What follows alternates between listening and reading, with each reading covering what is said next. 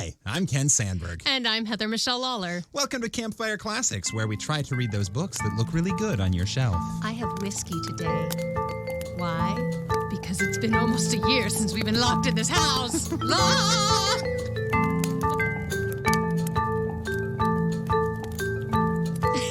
that got loud. I am very loud. Well, it has been almost a year exactly since the official lockdown in America went down. Yep. Even though, was it ever really an official lockdown is the question. And if it had been, would we be here now? It depends on where you lived. Yes. In America? Well, no, but like in New York, because I was in New York when lockdown happened, and it locked down pretty hard for a bit there. Yeah, that's true. We were currently in Iowa, and it never did actually lock down at all. But you were on a boat, and it got real lockdown. I was on a boat, and actually, I looked this up like 2 days ago because I've started seeing people's posts about like a year ago was the last time I hung out with my friends, or the last time I had brunch, or like it's like the people's memories on Facebook are coming up, and they're like, "Holy shit, it has been a year."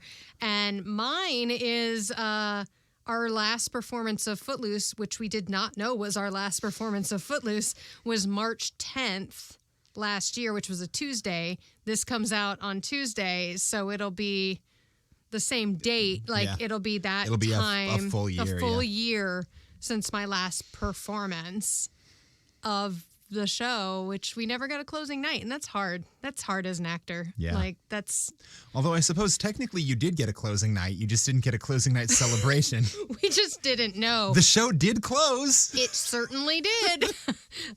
We just didn't get to have that like teary goodbye to the show that you usually get. You get that like last bow and like that last like finale and it's this thing, but that happened to a lot of people. So, I mean, I'm not complaining at all because at least I was doing that. Just acknowledging the oddity of how it went down. The oddity. And yeah, it's crazy. It's been a year. Like, I'm just kind of like, what? Yeah.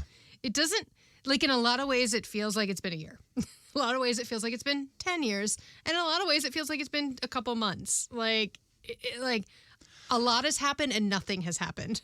Like, I feel like for me, lockdown, the first few weeks felt just totally wasted. Like not that I was wasted for several weeks, but that it felt like kind of a waste of. but that the first few weeks, I was sort of sitting around waiting for it to go away. Yeah, everyone. And then the next couple of months, it was the thing of like, well, I'm just trying to make the best of a crappy situation and enjoy my downtime. But the last 6 months or so, I've actually felt like okay. In that, like, we got this podcast started. We got engaged. Yes, we did. I've been playing a lot more piano lately. Yes, you like, have. I feel like I've been using this time more wisely. And maybe it's just that incredible human ability to decide we're okay no matter what the situation is. Adaption. Which is both, I guess, a good thing and a bad thing, because on the one hand, it's like, well, at least I'm not going completely insane. But on the other hand, it makes people more likely to accept shitty circumstances. Yeah, I go in and out of that. I was doing really pretty good until like 2021 hit. And then for some reason, as the memes started coming up of what are you going to wear to the 1 year anniversary of quarantine, those memes started popping up. Which I know we're in good humor and, like, I don't fault anyone for posting them. And, like, we all got to cope in our way. But there was something about, I saw, like, 3 of them in an hour on different friends, like, pages or whatever. And I was like, and all of a sudden, like, my depression, like, kicked. And so, like, it's been a roller coaster over the past couple months of, like, finding reality. And we're not at home. We're at we're house sitting at a friend's place. So like, and we don't have Kitty. Lina's not been with us. She's with my parents who got the second dose of their vaccine yesterday. Yeah. Yay. So good. That's good. They're like, things are happening. It's just, yeah, we've all had to adjust and here we are. We're all, pressing forward and yay, humans being able to adapt and Get it going. Life continues. Life will find a way. As Jeff Goldblum says. Oh, that is the motto of this whole thing. Life will find a way. Oh, man. Wow. A year. But, good things have happened. They have. So I've had an entertaining week. Yes, you have. I got to do some voice acting work. Yes, you did, which was very exciting. I got to record the role of the fox in the most recent episode of Plum Forest Podcast. Because you're foxy, baby. Because I'm so foxy or something. I think that might be a word that has never been used to describe me. I don't know if not anyone, to your face. I don't know if anyone has ever called me foxy. Not to your face. But no, it's so Plum Forest Podcast. It's this podcast that he does modern retellings of traditional Chinese folk tales, and they're done as sort of audio drama, audio plays. Mm-hmm. And I got to read the character of the fox in a story about a race between a fox and a crab. Yeah. The episode is called The River Rock, and it's River Rock. And it's it's a little bit of the Chinese equivalent of the tortoise and the hare. Yeah. Yeah. So if you want to go check out the episode starring yours truly, you can head over to plumforestpodcast.com, spelled exactly like it sounds. Plum is in the fruit. Yes, Plum. Yeah. Forest with one R. Because it's not dessert. With no silent letters. .com and check out episode 31, The River Rock. You'll get to hear me do some of that stuff that I got trained to do in grad school. And be foxy. That can't be taught, honey. Speaking of other podcasts, do we have a promo this week? Yes, so we do have a promo this week, and I love that podcasters are so... I love that podcasters are so good at speaking. Words.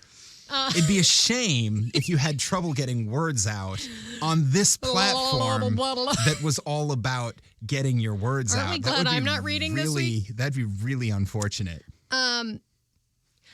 Yes, we do have a podcast promo this week. We've been doing these amazing podcast promo exchanges with some other incredible independent podcasters. And that's one thing I really love about this community of podcasting is everyone's incredibly supportive.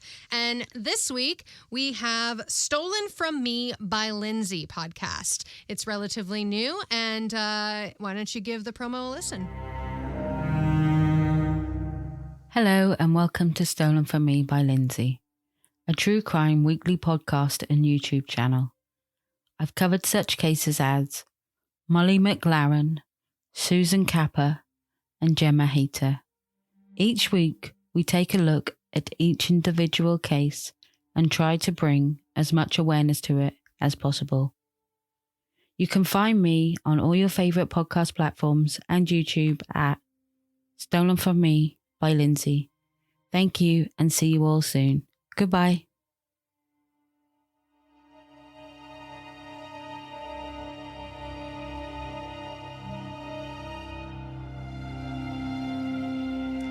I love her accent. You've got like an accent fetish. I do, absolutely. I mean, honestly, doesn't everybody? If you don't, what's wrong with you? But like, honestly, we've had 3 podcast promos from the UK, and I grew up over there. So like, I really love hearing the different like nuances of people's dialects. So I love her. I love her voice. It's incredibly soothing, and she has a lot of care and empathy. They're very dark situations, of course. But you can tell she's covering some heavy material. And you have to be sensitive with that when you're dealing with true crime and you're dealing with like kidnappings and children and stuff like that. And you can just really tell that Lindsay cares and has done her research and is like her soothing voice. There's something about it that's just very, very nice. And you should go check it out. Speaking of sensitive material, do you remember last week when I told you my poop stories? If you didn't listen to last week's episode, you missed out on some deep unweighing of my childhood trauma. It was a cleansing story. It was cleansing, absolutely. So go check that out if you want to know what the hell we're talking about. But we're on to this week. So you want to get going? Yeah, let's do it. What do we got? So we have another new author this week. All right, we are on a roll. We are on a roll. I mean, there's just every week when I'm doing research, and it's every other week because we trade off, I want to go back to the classics. There's so many amazing Poe and Woodhouse and even O. Henry that we discovered, and H.G. Wells and Agatha Christie, and but then I'm like, no, we should try somebody else, and the possibilities are endless. So this week we are reading Lardner. Ring Lardner. All right. You ever heard of him? Nope. All right. Doesn't even sound like a name. There's actually a story to that. Oh, great. So for this research, spoilers. No, when I first saw I'm it jumping ahead. When I saw it in the short stories that I was looking up, I was like, is that the guy's name or is that the name of the story? So it's their name. I got my information from Wikipedia, the Indiana Journalism Hall of Fame, Britannica.com, and Encyclopedia.com. Great. Yep. So Mr. Ring Lardner was born March 5th, 1885 in Niles, Michigan. And he was the son of wealthy parents, was the youngest of 9 children. That's a big family. Good thing they had money. Lardner's name came from a cousin of the same name, and the cousin had been named by Lardner's uncle after a friend who was an honored military commander, Admiral Cadwallader Ringgold. Live your life with that name. Cadwallader Ringgold. Yes. So he never liked his given name. Shocking. So he changed it and abbreviated it to Ring. And that was always his nickname, and then was always his pen name. Wait, so was his birth name Cadwallader Ringgold Lardner? No. It was Ringgold Lardner. Okay. I mean, that would be a rough weight to place on a child. He graduated from high school in 1901, and he actually wrote the class poem that was recited at graduation. Aww. And that was reportedly his first published work. Cool. So there you go. He then attended Armour Institute of Chicago, failed most of his classes and dropped out. And then, good, as most writers seem to do. Like every good artist. It's very true. And then he worked starting from 1904 to 1905 as a bookkeeper for the Niles Gas Company. So he's still in Michigan. Still in Niles, Michigan, working for a gas station. Keeping the books and doing the thing. So he kind of fell into professional writing and newspapers specifically on accident and totally based on a lie. So here's the story. The editor of the South Bend Times, South Bend, Indiana, yep. Had come to Niles's the house, his family home, to find his brother, Rex Lardner, who was reporting for the Niles Daily Sun at the time. So his brother was doing journalism. So his brother was already a journalist. Yep. And for the local paper. And this South Bend Times was looking for him. And Rex was actually away with his family on vacation. So Ring struck up a conversation, and it supposedly went something like this. And this is from the Indiana Journalism. Says, quote, I asked how much the salary was he was willing to offer, and he said $12 a week. Why, the editor asked.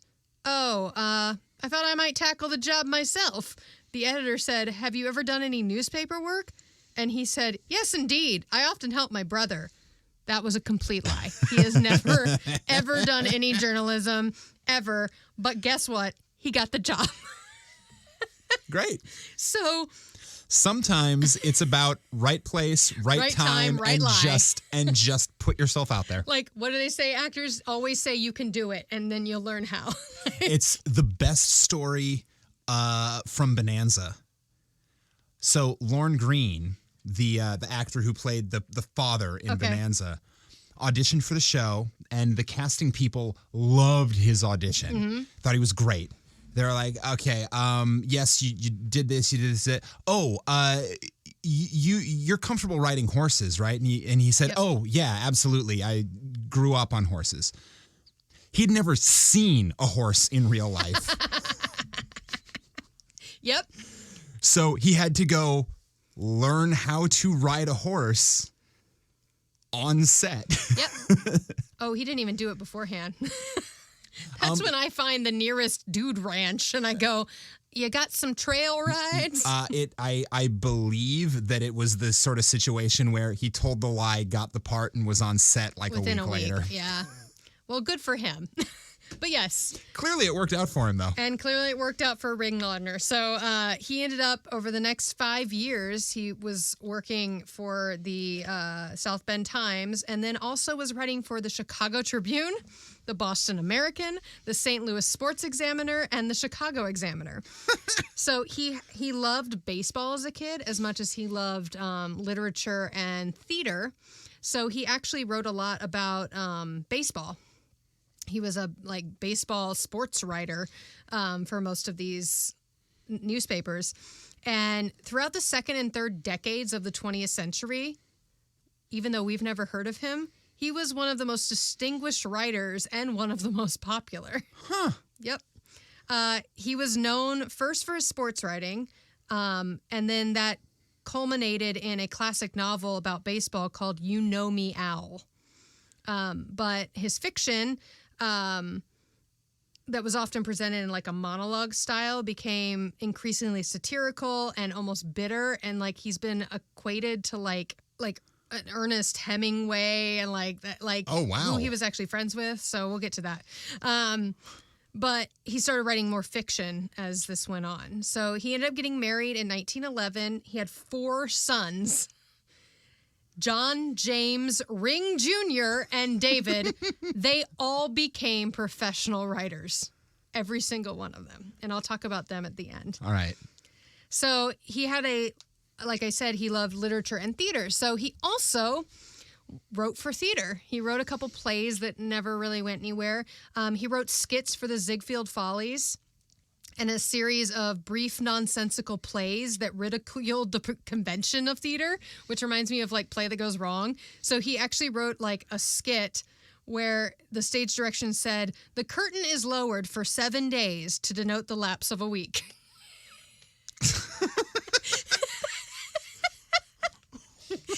So they didn't get done much, but they were really funny to read because it's like The Play That Goes Wrong, which is on Amazon, which you should check out. It's the Goes show, Wrong the Show. Goes Wrong Show, which is the group that did The Play That Goes Wrong on Broadway.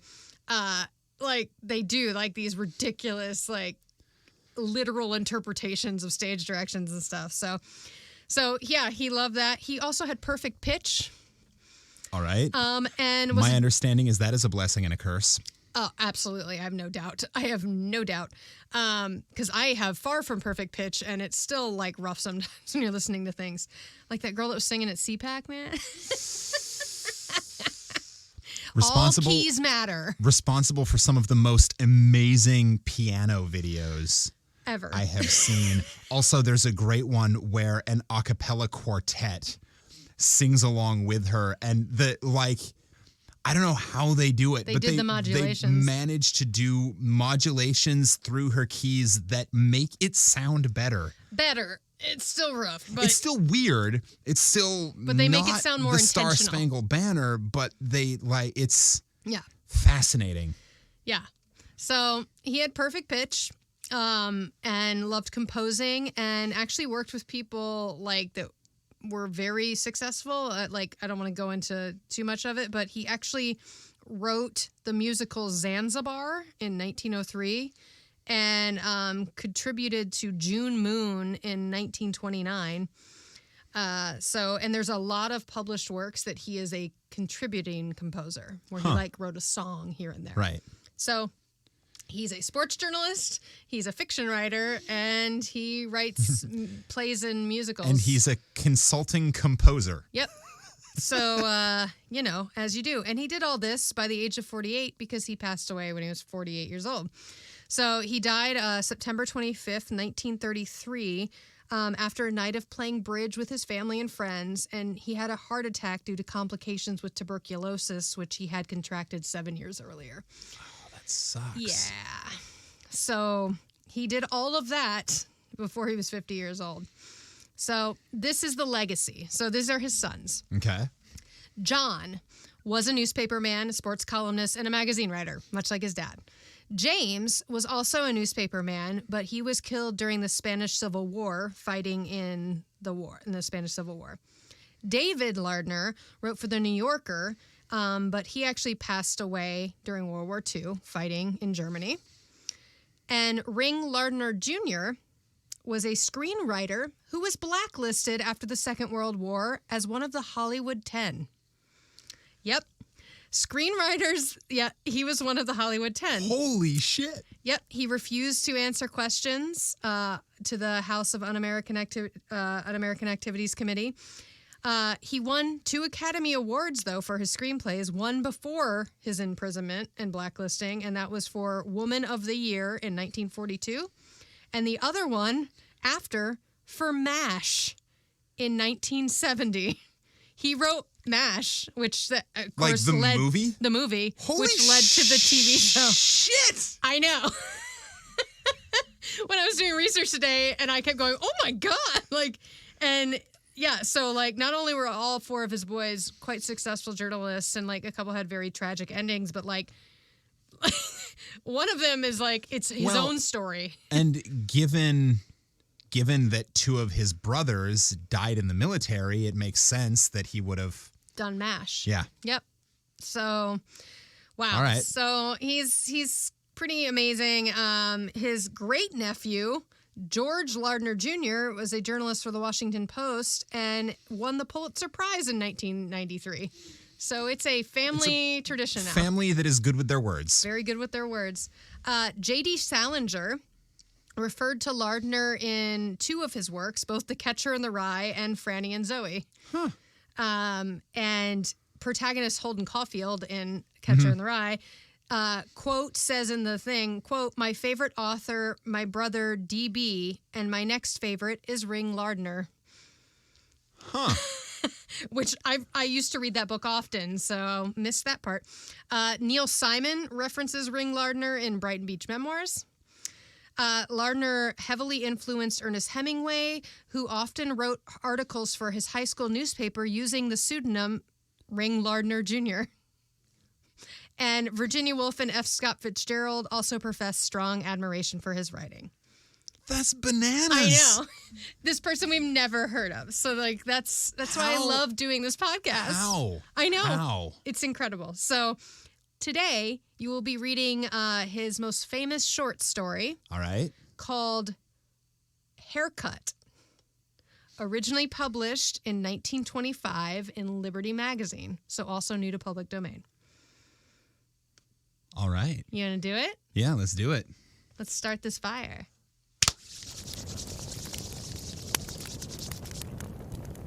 Haircut by Ring Lardner. I got another barber that comes over from Canterville, helps me out Saturdays, but the rest of the time, I can get along all right alone. You can see for yourself that this ain't no New York City, and besides that, most of the boys works all day and don't have no leisure to drop in here and get themselves prettied up. So we're in small town Somewhere. All right. Probably Michigan. That's where he's from. Indiana. Yeah. Born in Michigan. Yeah. That's I'm done. You're a newcomer, ain't you? I thought I hadn't seen you around before. I hope you like it good enough to stay. As I say, it ain't no New York City or Chicago, but we have pretty good times. Not as good, though, since Jim Kendall got killed. When he was alive, him and Hod Myers used to keep this town in an uproar. I bet there was more laughing done here than any town its size in America. Jim was comical, and Hod was pretty near a match for him. Since Jim's gone, Hod tries to hold his end up just the same as ever, but it's tough going when you ain't got nobody to kind of work with. Wait, did he say died or murdered? He said died. Died? Got killed. Okay, so murdered. So this guy that's from out of town sits down in a barber's chair, and the barber starts talking, and he goes, "This place used to be a lot more fun before the murders start happening. I hope you'll stay." We don't know it's murder. Got killed. He could have been hit by a truck or something. An accident. He could have been mauled by a tiger. I don't know. The way you say "got killed" sounds like it was an intentional act. Might have been. I don't know. That could have been in my performance of it. I don't know how this play ends, so this is just my best attempt. Well, maybe the curtain will go down for 7 for days. 7 days. And we'll see you next week. This could be a really long episode. We'll see you next Tuesday. There used to be plenty fun in here Saturdays. This place is jam-packed Saturdays from 4 o'clock on. Jim and Hod would show up right after their supper around 6 o'clock. So it's the Midwest. Okay. So supper at Michigan. 6. Jim would set himself down in that big chair nearest the blue spittoon. Whoever had been sitting in that chair, why, they'd get up when Jim come in and add it to him. You'd have thought it was a reserved seat, like they had sometimes at the theater.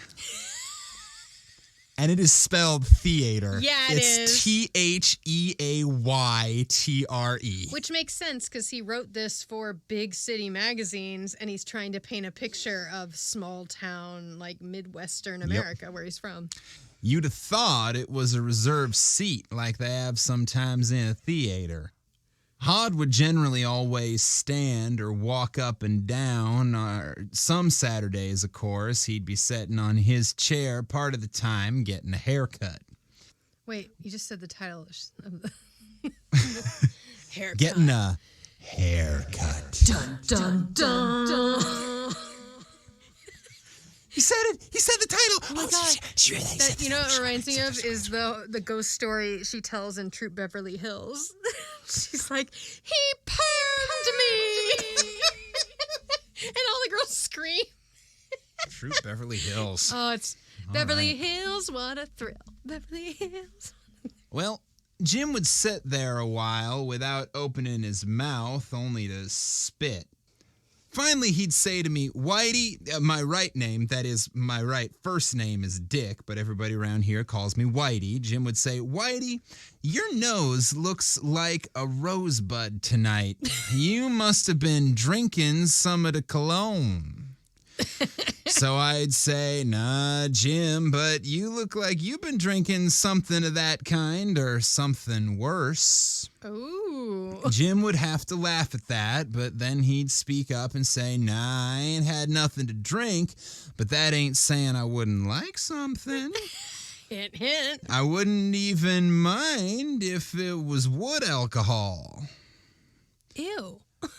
Then Hod Myers would say, "Neither would your wife."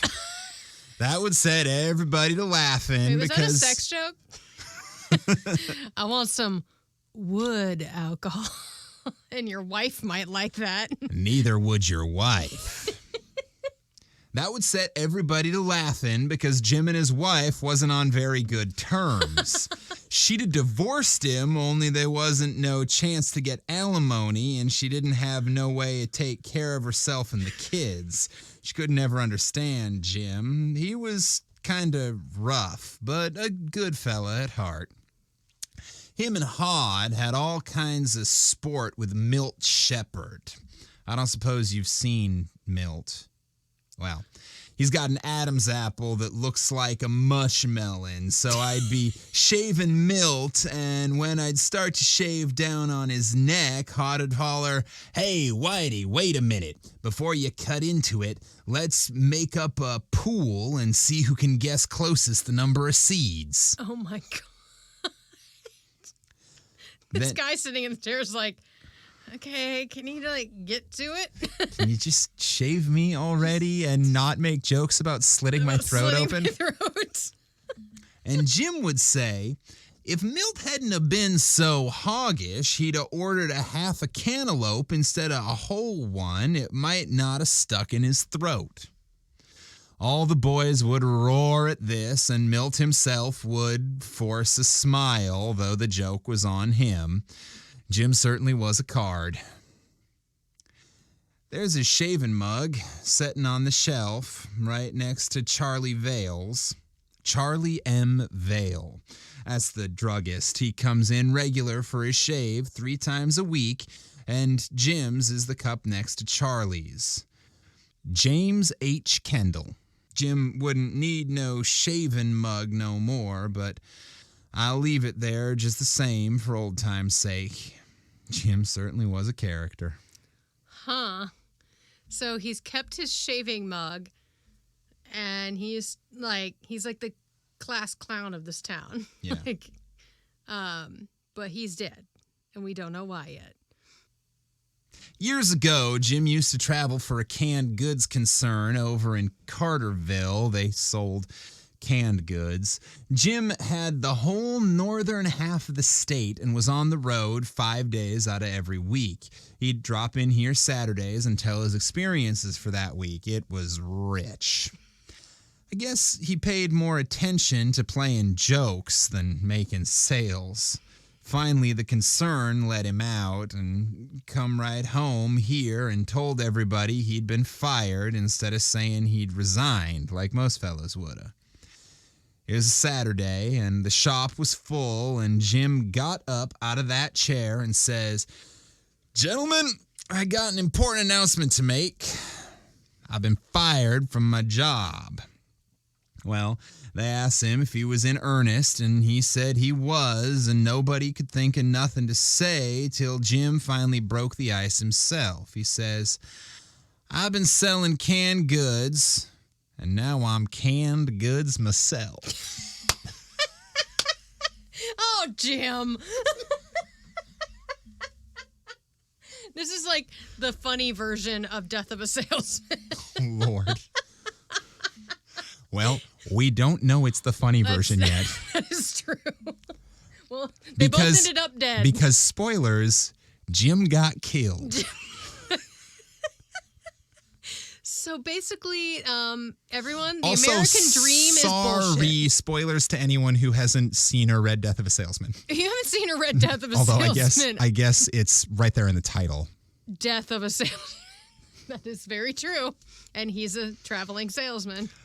Wow, Music Man could have turned out real different. Just seems like these traveling salesmen have a rough time in literature. Wow. Can you imagine if Marion, stabbed him? Arthur Miller had written Music Man? Oh, my God. It would have been amazing. He'd written the book. Meredith Willson still wrote the music, but Arthur Miller wrote the book. It would have just come down somewhere like chicken fat. Yeah. Well, and it would turn out that... I just hope that Winthrop kills him. With his trumpet. He, bashes his brains. Have you ever seen anything so beautiful as the solid gold thing? The solid gold thing! Bam. He turns into Bam Bam from the Flintstones. Oh, my God. Yes. Bam Bam! And I want Ron Howard, baby Ron Howard, playing the part. Oh, yeah. So that's all. That's all I need. It's still Opie. It's still Opie. It's just homicidal Opie. Oh, good Lord. Mayberry's going to be a scary place now, too, isn't it? Awesome.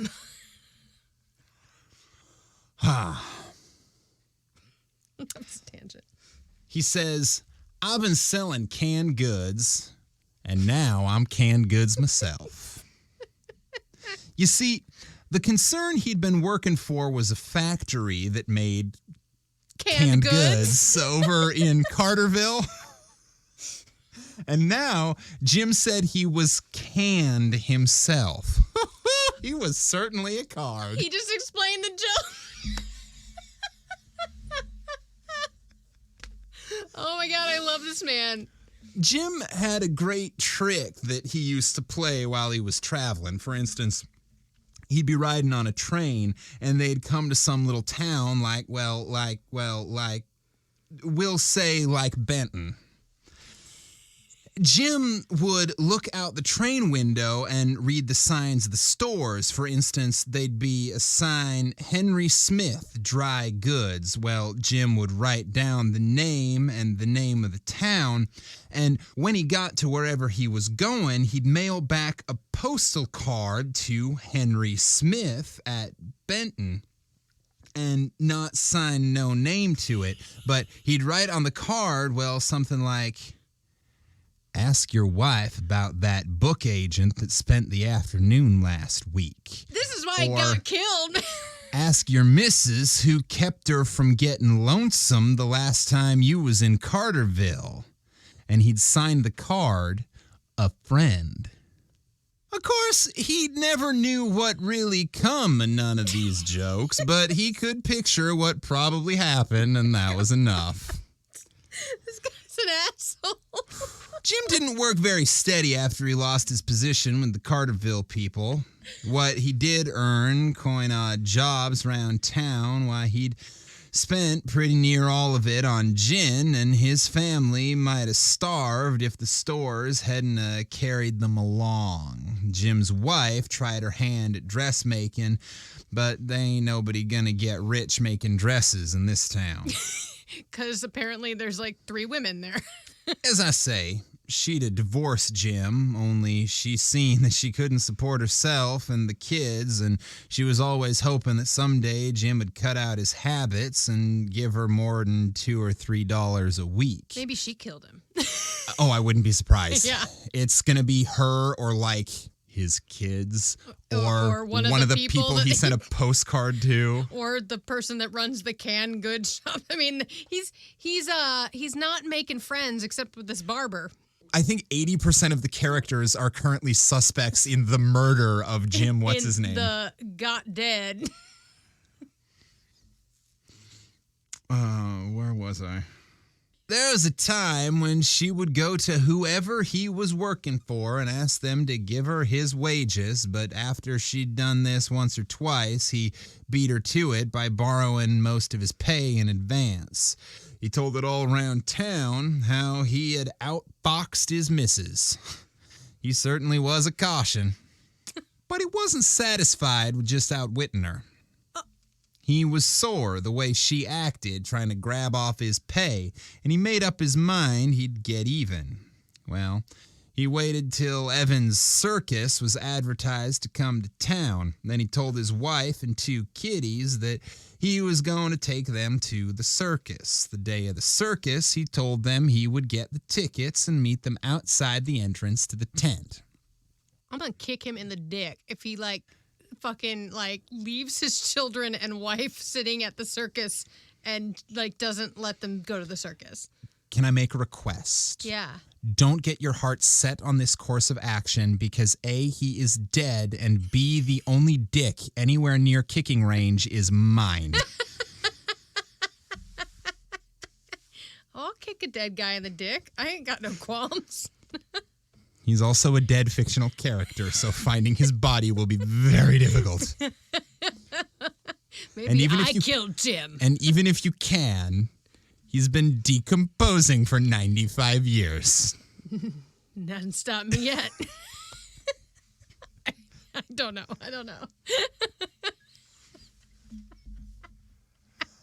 How many corpses have you dug up after nearly a century in the ground and proceeded to kick in the crotch? I mean, I guess it's been a year in quarantine, honey, so I should start telling you these things. You really should.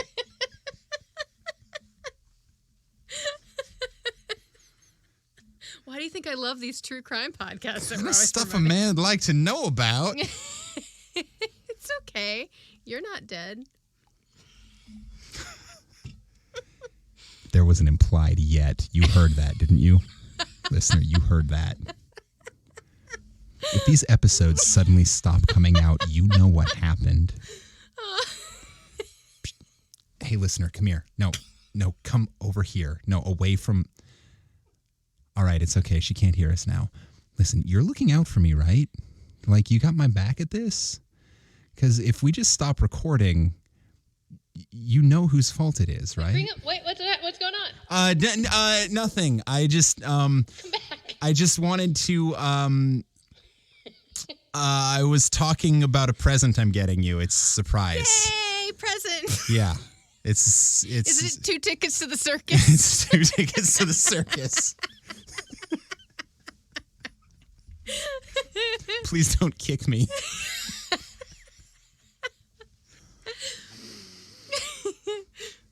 Well, he didn't have no intentions of being there or buying tickets or nothing. He got full of gin and laid round Wright's pool room all day. His wife and the kids waited, and of course, he didn't show up. His wife didn't have a dime with her, or nowhere else, I guess, so she finally had to tell the kids it was all off, and they cried like they wasn't never going to stop. I hate him. Well, it seems while they was crying, Doc Stair come along, and he asked what was the matter, but Mrs. Kendall was stubborn and wouldn't tell him, but the kids told him, and he insisted on taking them and their mother in the show. Aww. Jim found this out afterwards, and it was one reason why he had it in for Doc Stair.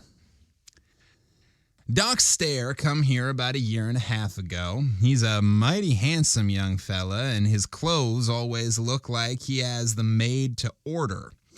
He goes to Detroit 2 or 3 times a year, and while he's there, must have a tailor take his measure and then make him a suit to order. They cost pretty near twice as much, but they fit a whole lot better than if you just buy them in a store. They make his ass look great. Yeah.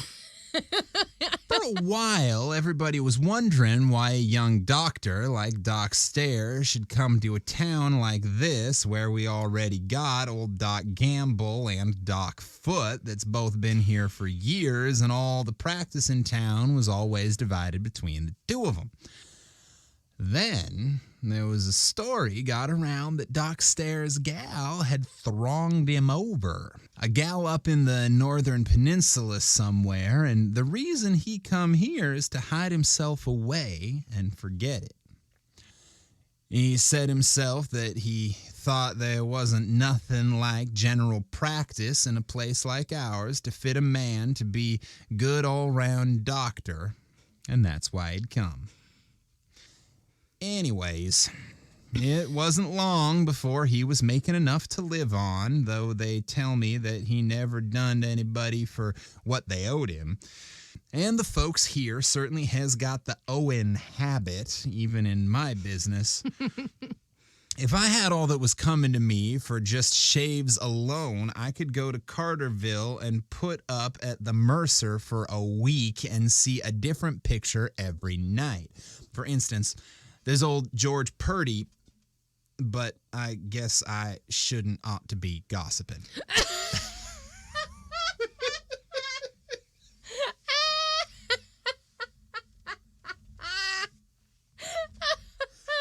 Well, last year our coroner died of the flu. Ken Beatty was his name. He was the coroner. So they had to choose another man to be coroner in his place, and they picked Doc Stair. He laughed at first and said he didn't want it, but they made him take it. It ain't no job that anybody would fight for, and what a man makes out of it in a year would just about buy seeds for their garden. Doc's the kind, though, that can't say no to nothing if you keep at him long enough. But I was going to tell you about the poor boy we got here in town, Paul Dixon. He fell out of a tree so many people. When he was about 10 years old, lit on his head, and it done something to him, and he ain't never been right. Oh, no. No harm in him, but just silly. Jim Kendall used to call him Cuckoo. That's the name Jim had for anybody that was off their head, only he called people's head their bean. That was another of his gags, calling head bean and calling crazy people cuckoo. Only poor Paul ain't crazy, but just silly.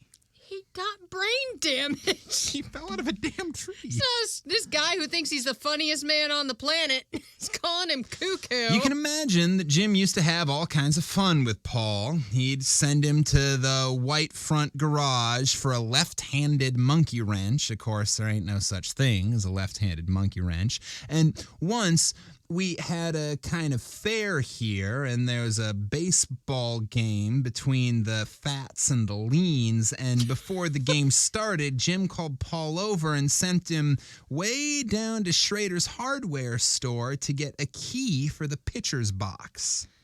There wasn't nothing in the way of gags that Jim couldn't think up when he put his mind to it. Mm-hmm. Poor Paul was always kind of suspicious of people, maybe on account of how Jim had kept fooling him. Paul wouldn't have much to do with anybody, only his own mother and Doc Stair and a girl in town named Julie Gregg. That is, she ain't a girl no more, but pretty near 30 or over. When Doc first come to town, Paul seemed to feel like here was a real friend, and he hung around Doc's office most of the while. The only time he wasn't there was when he'd go home to eat or sleep, or when he seen Julie Gregg coin in her shop. When he looked out Doc's window and seen her, he'd run downstairs and join her and tag along with her to the different stores. The poor boy was crazy about Julie. She always treated him mighty nice and made him feel like he was welcome, though, of course, it wasn't nothing but pity on her side. Doc done all he could to improve Paul's mind, and he told me once that he really thought the boy was getting better, and that there was times when he was as bright and sensible as anybody else. But I was going to tell you about Julie Gregg. Old man Greg was in the lumber business, but got to drinking and lost most of his money, and when he died, he didn't leave nothing but the house and just enough insurance for the girl to skimp along on. Her mother was a kind of a half invalid and didn't hardly ever leave the house. Julie wanted to sell the place and move somewhere else after the old man died, but the mother said she was born here and would die here.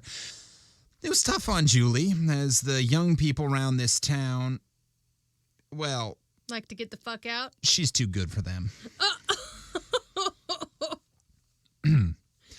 She'd been away to school in Chicago and New York and different places, and they ain't no subject she can't talk on, where you take the rest of the young folks here and you mention anything to them outside of Gloria Swanson or Tommy Megan, and they think you're delirious. Did you see Gloria in Wages of Virtue? Oh, you missed something. Well, Doc Stair hadn't been here more than a week when he came in one day to get shaved, and I recognized who he was as he'd been pointed out to me, so I told him about my old lady. She'd been ailing for a couple years, and either Doc Gamble or Doc Foot, neither one seemed to be helping her. I like to think Doc Gamble is like the psychiatrist in town that like helps people with addiction, and Doc Foot is the podiatrist. And Doc Stair just like... is an optometrist? Is an optometrist. And apparently the coroner. And apparently the coroner now. But against his will. She'd been ailing for a couple years, and neither Doc Gamble or Doc Foot, neither one, seemed to be helping her, so he said he would come out and see her, but if she was able to get out herself, it would be better to bring her to his office where he could make a completer examination. So I took her to his office, and while I was waiting for her in the reception room, in come Julie Gregg. When somebody comes in Doc Stair's office, there's a bell that rings in his inside office so he can tell there's somebody to see him. So he left my old lady inside to come out to the front office, and that's the first him and Julie met, and I guess it was what they call love at first sight, but it wasn't 50-50. This young fella was the slickest looking fella she'd ever seen in this town, and she went wild over him. To him, she was just a young lady that wanted to see the doctor. She'd came on about the same business I had. Her mother had been doctoring for years with Doc Gamble and Doc Foote, and without no results. So she'd heard there was a new doctor in town and decided to give him a try. He promised to call and see her mother that same day. I said a minute ago it was love at first sight on her part. I'm not only judging by how she acted afterwards, but how she looked at him that first day in his office. I ain't no mind reader, but it was wrote all over her face that she was gone. Now, Jim Kendall, besides being a jokesmith and pretty good drinker, well, Jim was quite a lady killer. I guess he run pretty wild during the time he was on the road for them Canterville people, and besides that, he had a couple little affairs of the heart right here in town. As I say, his wife would have divorced him, only she couldn't. Oh, I hate him so much. But Jim was like the majority of men, and women too, I guess. He wanted what he couldn't get. He wanted Julie Gregg and worked his head off trying to land her, only he'd said bean instead of head. Well, Jim's habits and his jokes didn't appeal to Julie, and of course, he was a married man, so he didn't have no more chance than a rabbit. That's an expression of Jim's himself. When somebody didn't have no chance to get elected or something, Jim would always say they didn't have no more chance than a rabbit. The hell does that mean, Jim? That's not one of your better ones, Jim. Jim, nope. I think he'd had a little too much gin when he came up with that one. He didn't make no bones about how he felt. Right in here, more than once, in front of the whole crowd, he said he was stuck on Julie, and anybody that could get her for him was welcome to his house and his wife and kids included. But she wouldn't have nothing to do with him. Good. Wouldn't even speak to him on the street. He finally seen he wasn't getting nowheres with his usual line, so he decided to try the rough stuff. He went right up to her house one evening, and when she opened the door, he forced his way in and grabbed her. Oh, fuck no. But she broke loose, and before he could stop her, she run in the next room and locked the door and phoned to Joe Barnes. Joe's the marshal. Jim could hear who she was phoning, and he beat it before Joe got there. Oh, I really hate this man now. If I didn't want him dead before that story, now I definitely want this man to be, like, brutally murdered. Maybe by the carnival clowns. The circus came to town. I would like to see some clowns stab him now. I want it to get more and more gruesome and nightmarish for this dude. So he booked it before Joe got there. Joe was an old friend of Julie's pa. Joe went to Jim the next day and told him what would happen if he ever done it again. I don't know how the news of this little affair leaked out. Chances is that Joe Barnes told his wife, and she told somebody else's wife, and they told their husband. Anyways, it did leak out, and Hod Myers had the nerve to kid Jim about it right here in this shop. Jim didn't deny nothing and kind of laughed it off and said for us all to wait. Lots of people had tried to make a monkey out of him, but he always got even. There it is. The bully. Meanwhile, everybody in town was wise to Julie's being wild mad over the doc. I don't suppose she had any idea how her face changed when him and her was together. Of course, she couldn't have, or she'd have kept away from him. And she didn't know that we Ain't was that all... the truth? When you got a crush on somebody, you just don't even know. Well, everyone else can see it except for you. You think you're being so cool. You don't realize how obvious you're being. No. And she didn't know that we was all noticing how many times she made excuses to go to his office or pass it on the other side of the street and look up at his window to see if he was there. I felt sorry for her, and so did most other people. I don't feel sorry for her. Hod Myers kept rubbing it into Jim about how the doc had cut him out. Jim didn't pay no attention to the kitty, and you could see he was planning one of his jokes. One trick Jim had was the knack of changing his voice. He could make you think he was girl talky, and he could mimic any man's voice. To show you how good he was along this line, I'll tell you the joke he played on me once. Oh, no. You know, in most towns, any size, when a man is dead and needs a shave, why, the barber that shaves him soaks him $5 for the job. That is, he don't soak him, but whoever ordered the shave. I just charged $3 because personally, I don't mind much shaving a dead person. They lay a whole lot stiller than live customers. Oh my God. The only thing is that you don't feel like talking to them and you get kind of lonesome. And this guy clearly likes to talk. Well, about the coldest day we ever had here 2 years ago, last winter, the phone rung at the house while I was home to dinner, and I answered the phone, and it was a woman's voice, and she said she was Mrs. John Scott, and her husband was dead, and would I come out and shave him? Old John had always been a good customer of mine, but they lived 7 miles out in the country on Streeter Road. Still, I didn't see how I could say no. So I said I would be there, but would have to come in a jitney, and it might cost $3 or $4 besides the price of the shave.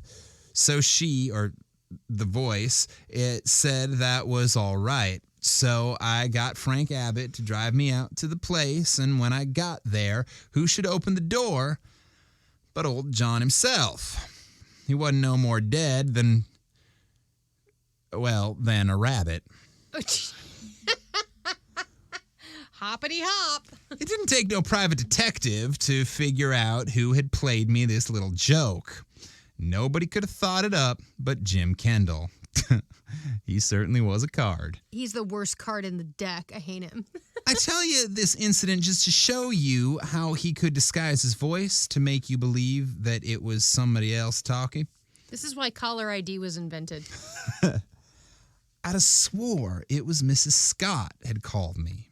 Anyways, some woman. Well, Jim waited till he had Doc Stair's voice down pat. Then he went after revenge. I'm going to kill this guy. He called Julie up on a night when he knew Doc was over in Carterville. She never questioned but what it was Doc's voice. Jim said he must see her that night. He couldn't wait no longer to tell her something. She was all excited and told him to come to the house. But he said he was expecting an important long-distance call, and wouldn't she please forget her manners for once and come to his office. He said they couldn't nothing hurt her and nobody would see her, and he just must talk to her a little while. Well, poor Julie fell for it. I hope she kills him. Doc always keeps a nightlight in his office, so it looked to Julie like there was somebody there. Meanwhile, Jim Kendall had went to Wright's pool room, where there was a whole gang amusing themselves. The most of them had drank plenty of gin, and they was a rough bunch even when sober. It was always strong for Jim's jokes, and when he told them to come with him and see some fun, they give up their card games and pool games and followed along. Doc's office is on the second floor. Right outside his door, there's a flight of stairs leading to the floor above. Jim and his gang hid in the dark behind these stairs. Well, Julie come up the Doc's door and rung the bell, and there was nothing going. She rung it again, and she rung it 7 or 8 times. Then she tried the door and found it was locked. Then Jim made some kind of noise, and she heard it and waited a minute and then said, "Is that you, Ralph?" Ralph is Doc's first name. There was no answer, and it must have come to her all of a sudden that she'd been bunked. She pretty near fell downstairs, the whole gang after her. They chased her all the way home, hollering, "Is that you, Ralph?" And, "Oh, Ralphie dear, is that you?" Jim says he couldn't holler it himself as he was laughing too hard. Oh my God, I'm going to kill all these people. Poor Julie. She didn't show up here on Main Street for a long, long time afterward. And of course, Jim and his gang told everybody in town, everybody but Doc Stair. They was scared to tell him. And he might have never knowed only for Paul Dixon, the poor Cuckoo, as Jim called him. He was here in the shop one night when Jim was still gloating yet over what he'd done to Julie, and Paul took in as much of it as he could understand, and he run to Doc with the story. Paul is like Boo Radley. It's a cinch. Doc went up in the air and swore he'd make Jim suffer. But it was a kind of a delicate thing, because if it got out that he had beat Jim up, Julie was bound to hear of it, and then she'd know that Doc knew, and of course, knowing that he knew would make it worse for her than ever. He was going to do something, but it took a lot of figuring. Well, it was a couple days later when Jim was here in the shop again, and so was the Cuckoo. Oh my God. Jim was going duck shooting the next day and had come in looking for Hod Myers to go with him. I happen to know that Hod had went over to Canterville and wouldn't be home till the end of the week. So Jim said he hated to go alone and he guessed he would call it off. Then poor Paul spoke up and said if Jim would take him, he would go along. Jim thought a while, then said, well, he guessed a half-wit was better than nothing. Oh my God, I hope he shoots him in the head. I suppose he was plotting to get Paul out in the boat and play some joke on him, like pushing him in the water. Anyways, he said Paul could go. He asked him had he ever shot a duck, and Paul said no, he'd never even had a gun in his hands. So Jim said he could set in the boat and watch him, and if he behaved himself, he might lend him his gun for a couple of shots.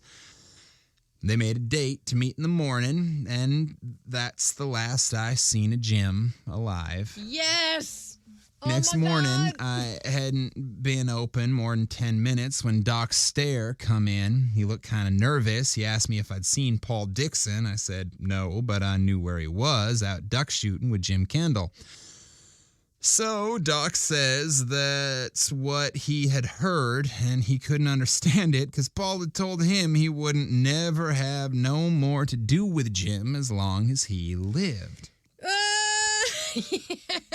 He said Paul had told him about the joke Jim had played on Julie. He said Paul had asked him what he thought of the joke, and the doc told him that anybody that would do a thing like that ought not to be let live.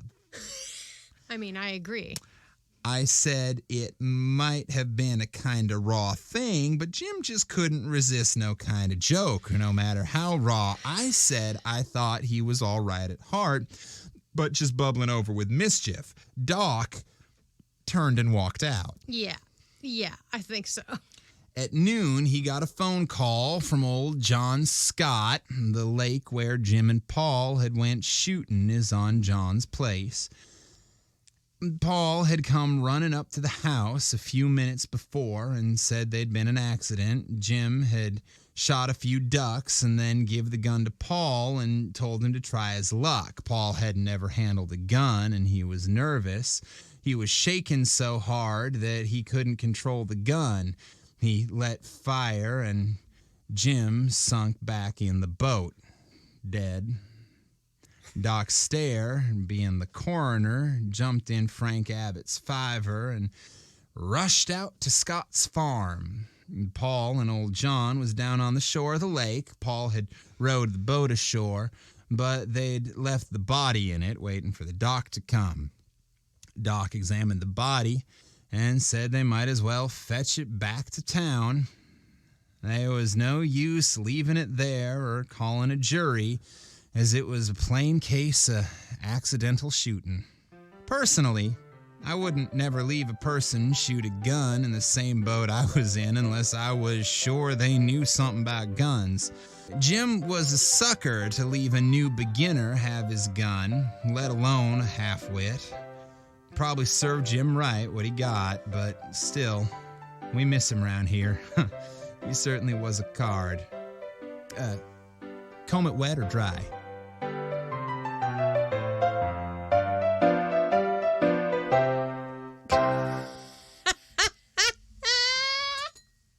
Oh my God, I've never been so happy that someone died in a story.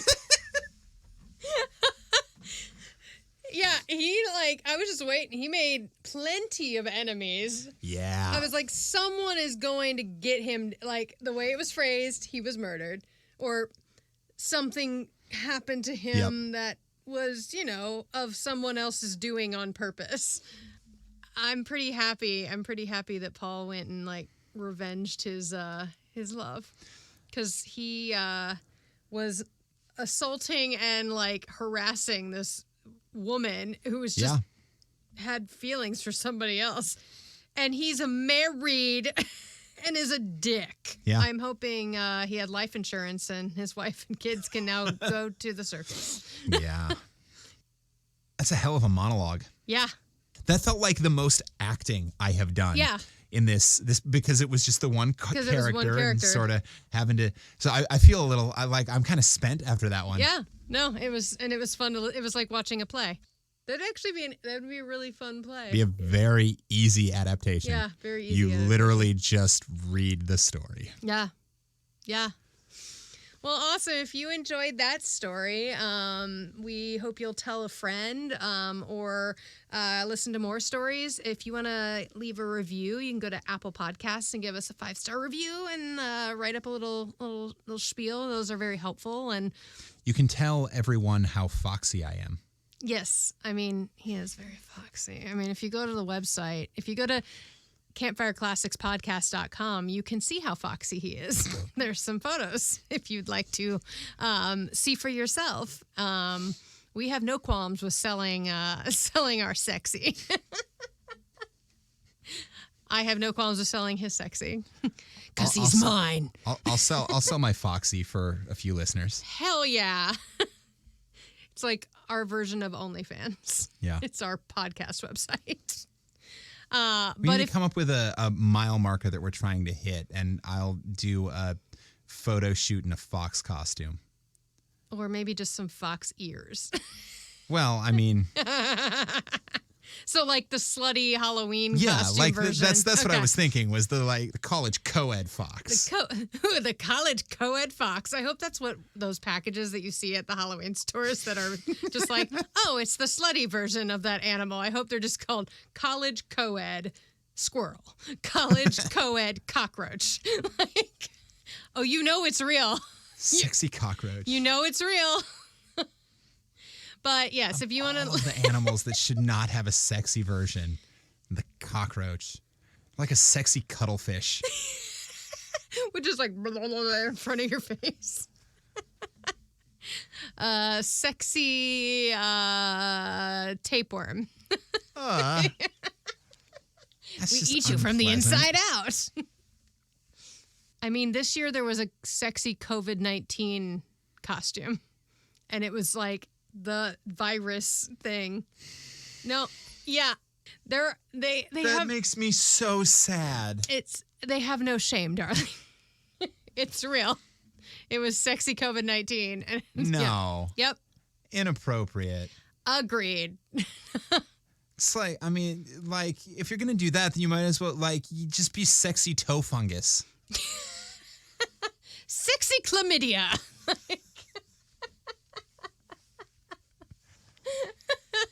Well, I suppose at least chlamydia is thematically tied to appropriate. sex. Well, if you want to learn about our sexy selves, yes, campfireclassicspodcast.com. And if you want to be in our OnlyFans club, but not really because we don't have an OnlyFans, but you want to like give us a little support and get some behind the scenes action, you can become a patron of ours at patreon.com and just go to patreon.com and search for Campfire Classics podcast, or you can find that via the website.